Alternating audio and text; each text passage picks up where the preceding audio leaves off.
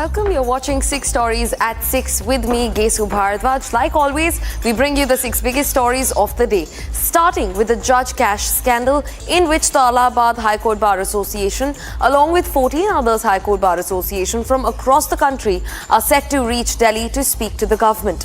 The Supreme Court is taking suo motu cognizance and has stayed the Allahabad High Court's ruling in the sexual assault case of a minor. Anti-Waqf bill protests have intensified after Delhi massive protests were launched in Patna today.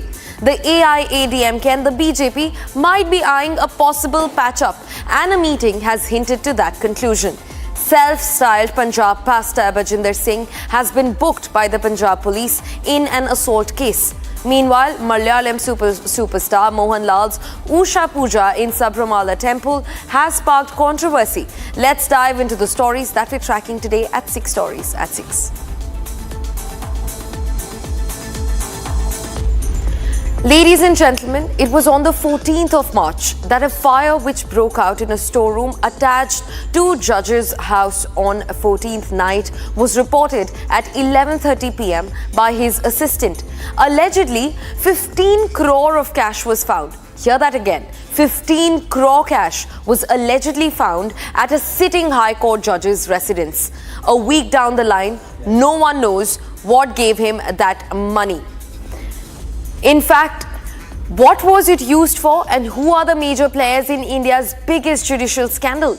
However, the case has reached the Bar Association's pan-India, and they're now up in arms against the Supreme Court's decision of not taking any stern action. Now watch this visual on your screen. They are the Allahabad High Court Bar Association advocates protesting against the Supreme Court's decision to send back the corrupt judge to the Allahabad High Court. It's not just Allahabad viewers, but bar associations from Karnataka, Kerala, Gujarat and other states that are protesting against the Supreme Court's collegium's decision. A Supreme Court-appointed 3-member committee began its probe into the alleged cash discovery case linked to Delhi High Court Judge Justice Yashwant Verma. Chief Justice of India Sanjeev Khanna said that the Supreme Court has listed a writ petition seeking a direction to the police to register a first information report and investigate allegations of huge sums of unaccounted money found on the official residential premises of sitting Delhi High Court Judge Justice Yashwant Verma when a fire broke out on the night of March 14th. Meanwhile, a Delhi police team led by Deputy Commissioner of Police visited the residence of Delhi High Court Judge Yashwant Verma. The Delhi police officials, namely the DCP New Delhi, Devesh Mahale, had entered this particular residence of Justice Yashwant Verma, and it is around 1 hour now that the team continues to be inside. And there are also, sources are telling us at this point in time that the Delhi police team who has arrived, they will be videographing the entire area where the cash was found. And in fact, they have been asked to protect that particular area in terms of the inquiry being underway at the moment. Amid nationwide outrage over Judge Cash Rao, Delhi Police Commissioner refuses to comment over the matter. Sir, will you be going today? Sir, will you be going today? The judicial scandal has now reached the doors of the Parliament. This with Vice President Jagdeep Dhankar chairing an all-party meeting and speaking about it in the floor of the House. Leader of the House and Leader of the Opposition, that after having wider consultations amongst all concerned in their respective parties and otherwise, they would come to the chairman for further deliberations. That was the conclusion after both Leader of the House and Leader of the Opposition had shared their thoughts along with others. It's time for judicial accountability on the matter.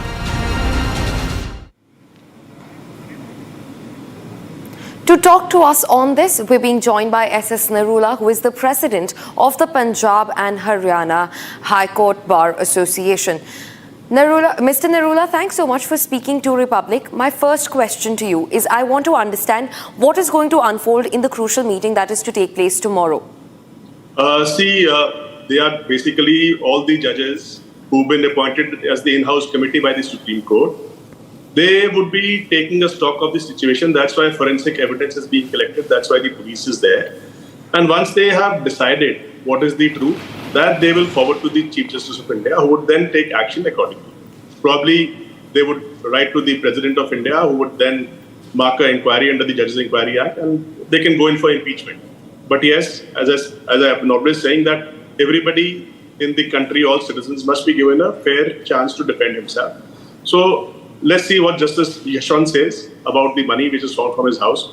Suspect he definitely is, because he's been found in possession of all this, and even the law and the Indian Evidence Act says that if you've been found in possession of something like this, you have to explain where the money's come from. So as a judge, it couldn't be anybody else's money also, which you know as a judge you can't keep. Let's see. I mean, we have to wait for the decision of the in-house committee first and then proceed further. Right. Thank you so much for speaking to Republic, Mr. S.S. Narula. Thank you. Thank you so much. Thank you so much.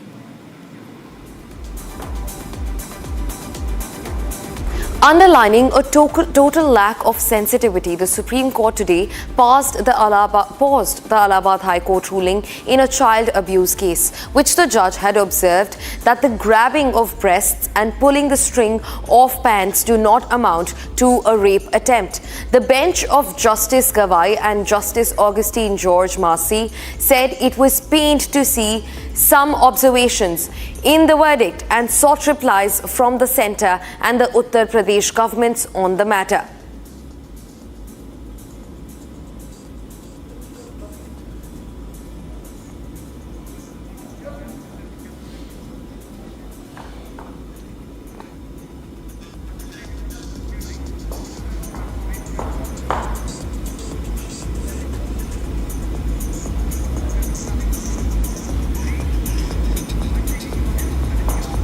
The Allahabad High Court has said that actions such as grabbing a child's breasts or even breaking the strings off her pants and attempting to take her beneath a culvert before fleeing do not merely constitute as the offence of rape, or rather even an attempt to rape. Justice Ram Manohar Narayan Mishra of the Allahabad High Court made the remarks while altering charges against two men accused of attempting to rape an 11-year-old girl in 2021. The massive statement was then heard by a bench of Justice B.R. Gavai and Augustine Masih, who stated the mandate of the Allahabad High Court.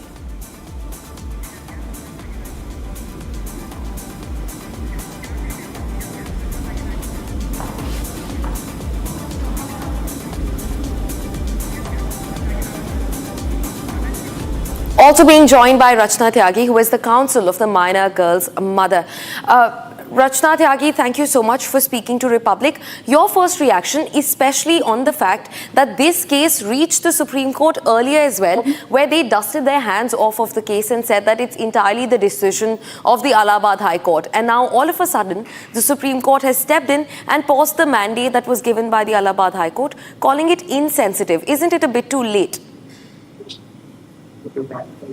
I would say that it definitely has happened, let alone it being late.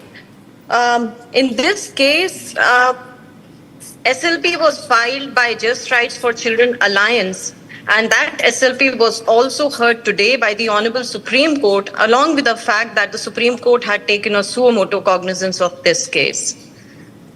So we welcome Supreme Court's order of today, and we welcome Supreme Court's observation.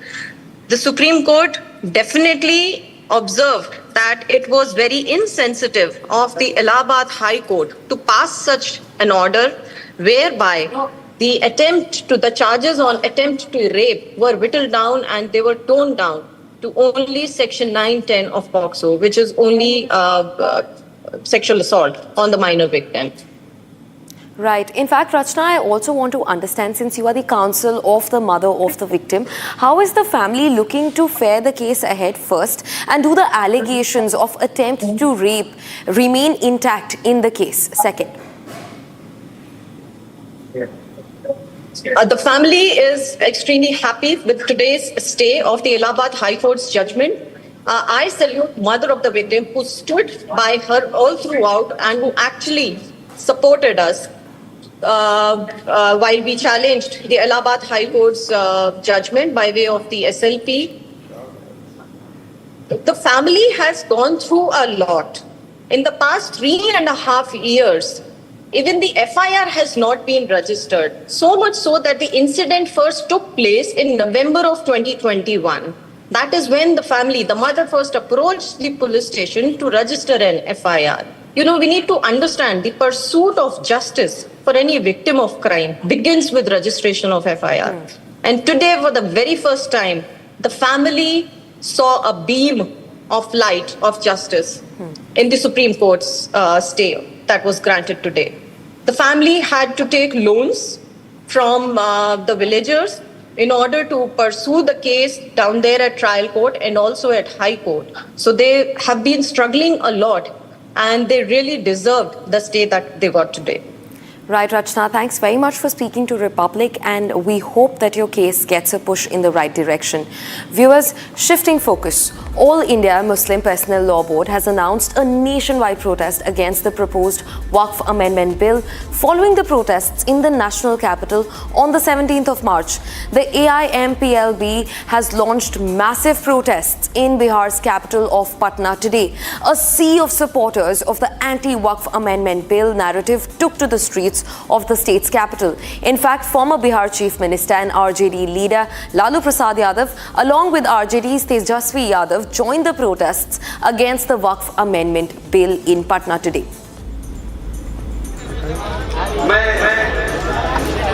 मैं गुजारिश करूंगा कि दाएं जाने की कुर्सियों को और लोकतांत्रिक संवैधानिक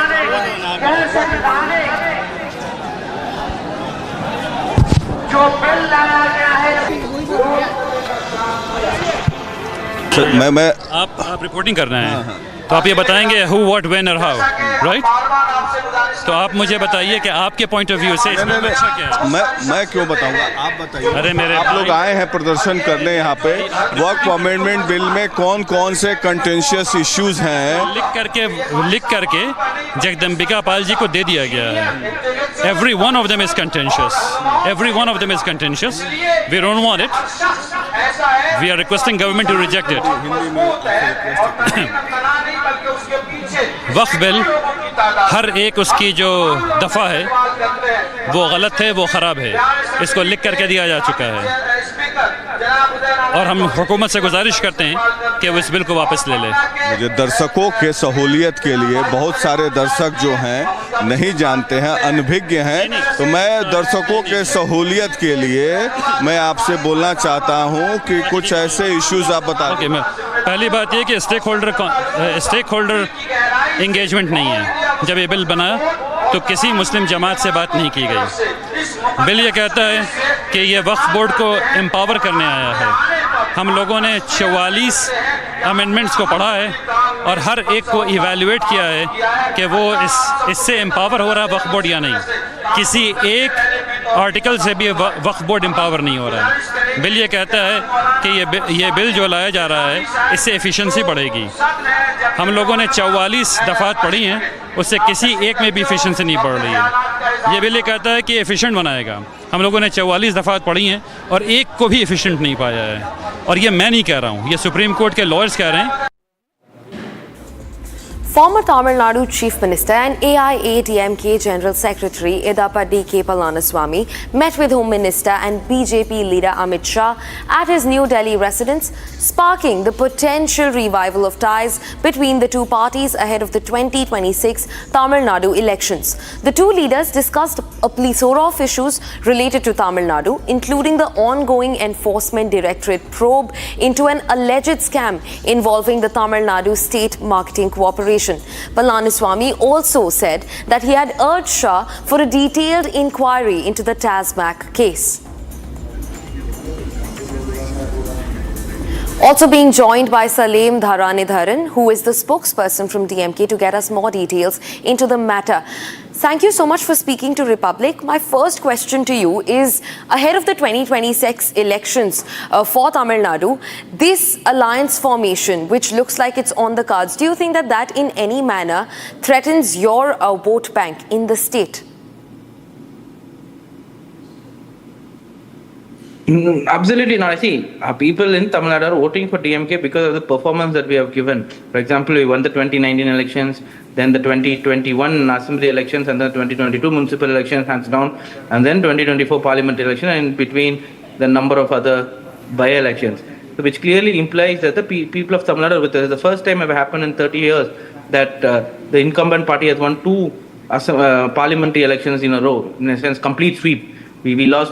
We got 38 out of 39 in 2019, and then we got 39 on 39, 40 on 40, including Pondicherry in 2024. So the people are clearly with the DMK party, and ADMK and BJP's alliance is an opportunistic alliance, right? They were an alliance, they left the alliance, and they came together. It's not an alliance of ideology, but our alliance has been intact since 2018. It's for the last 6-7 years, it's been the same alliance, and the chief minister and the leader of the DMK has time and again reiterated it's a coalition not for elections but based on ideology.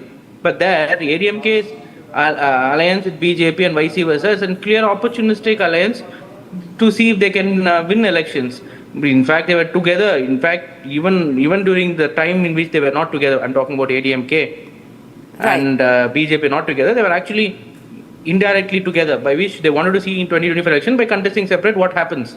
So that's about it. So whatever be the alliance, we are confident we will win the election, simply also because the vote share has been between 47 to 53% in most of these elections that were held from 2019 to 2024, which implies that whatever alliance be formed, ADMK plus BJP's vote share has not crossed 40% in any of the elections. So which means we are anyway 7 to 12% vote share ahead. Right. So our position anyway doesn't change.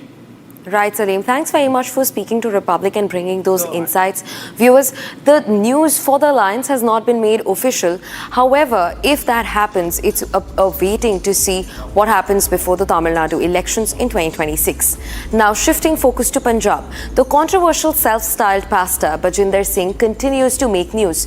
He has been booked by the Mohali police days after a purported video of him assaulting a man and a woman in his office were unsurfaced. The video is of the Church of Glory and Wisdom at Marjorie, run by the pastor Bajinder Singh. The CCTV footage from his office is of 13th of February 2025, where the pastor is seen assaulting a man and a woman and has been booked following the complaint of the victim. In fact, Republic has exclusively spoken to multiple women who have been victims of sexual and mental assault at the hands of the self-styled pastor Bajinder Singh. These women have described a heart-wrenching, horrific saga to Republic in hopes of getting justice. Listen to this. मैं विश्वास करती थी उन पे, मैं तो उनको गुरु मानती थी ना। अब उनके मन में क्या था क्या नहीं था वो मुझे नहीं पता था। उन्होंने मुझे एक दिन बुलाया, शाम को करीब 6 बजे बुलाया, और मैं कैब बुक करके जैसे रूटीन में पहले जाते थे वैसे चले गए हम।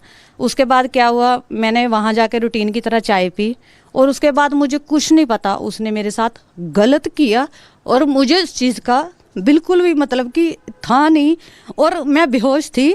मैं घर खुद भी नहीं गई, उसके बाउंसर मुझे छोड़ के आए थे। मैंने जब एक औरत के साथ गलत होता है ना, तो उसको पता लग जाता है कि उसके शरीर के साथ छेड़छाड़ हुई है। तो उसके बाद जो मेरे शरीर का हाल था, उसके बाद जो मेरे शरीर में दर्द था, वो मुझे महसूस होगा मेरे साथ गलत हुआ है कुछ। फिर मैंने सोचा नहीं, मुझे ऐसे ही लग रहा होगा। मेरे दिमाग में मतलब कि बहुत सारे क्वेश्चन आ रहे थे उस टाइम। धीरे धीरे ऐसे वैसे वो मुझे बुलाते गए, तब उन्होंने मेरे साथ गलत नहीं किया। उसके बाद एक दिन ऐसा आया, उन्होंने फिर दोबारा मुझे बुलाया। मैं कहा नहीं प्रॉफिट जी, मैंने नहीं आना है। कहते तुझे आना पड़ेगा। मैं कहा मैंने नहीं आना। कहते तुझे आना पड़ेगा। उन्होंने मुझे थ्रेट किया। उसके बाद जब मैं गई, मैं कहते मेरे पास ना तुम्हारी एक चीज़ है, मैं तुम्हें दिखाना चाहता हूँ। मैं डर गई। मैं कहा पता नहीं क्या है, शायद मेरे बच्चों का कुछ है, शायद मेरे फैमिली का कुछ मैटर है। मैं सर वहाँ गई और उसने मुझे मेरी वीडियो दिखाई। उसके बाद मैं इतना रोई, और उसने मुझे लगातार फिर मतलब कि हफ्ते में 2-2 बार यूज़ किया उस इंसान ने। और एक दिन ऐसा मतलब कि हद होगी।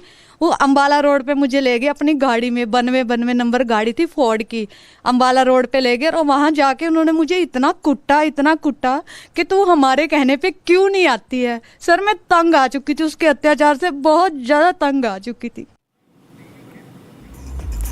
Malayalam superstar Mohanlal's Usha Puja in Sabrimala temple has sparked a massive controversy. Now Mohanlal performed a special puja for his actor friend Mammootty on the 18th of March. The leaked puja receipt carries Mammootty's birth name Muhammad Kutti.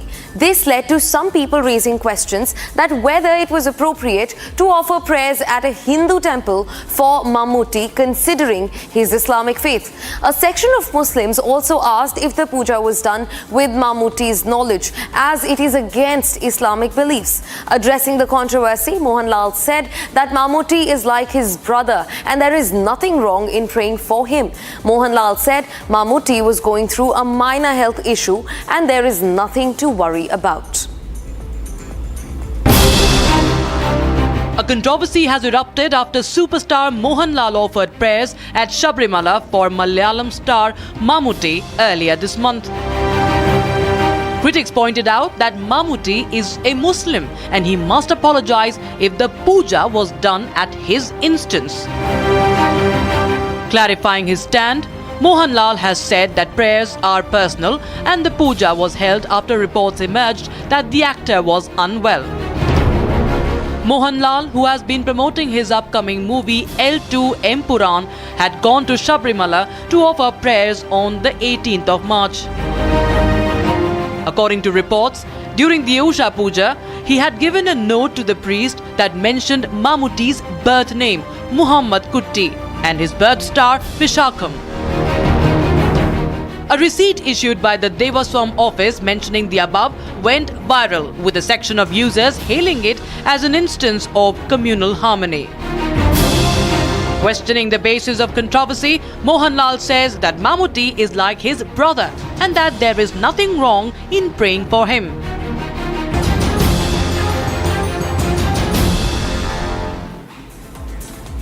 That's all for today's edition of 6 Stories at 6. Be back same time tomorrow for more agenda-setting stories. But before we call it a wrap, we leave you with the visuals of the Bangladesh Freedom Day and the crucial role that India and its military played in freeing the people and the territory of Bangladesh back in 1971.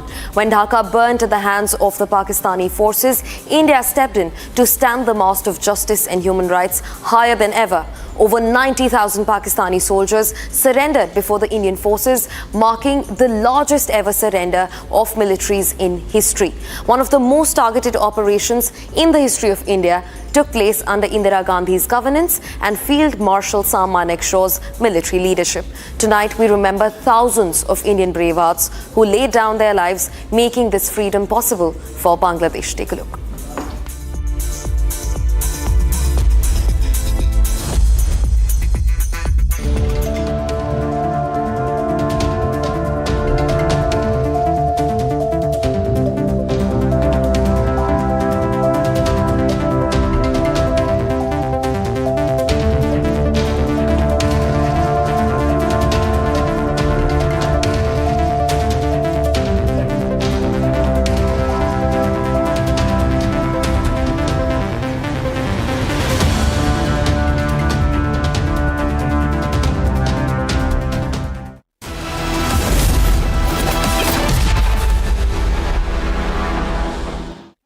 Mahi sir, how much do you love your fans?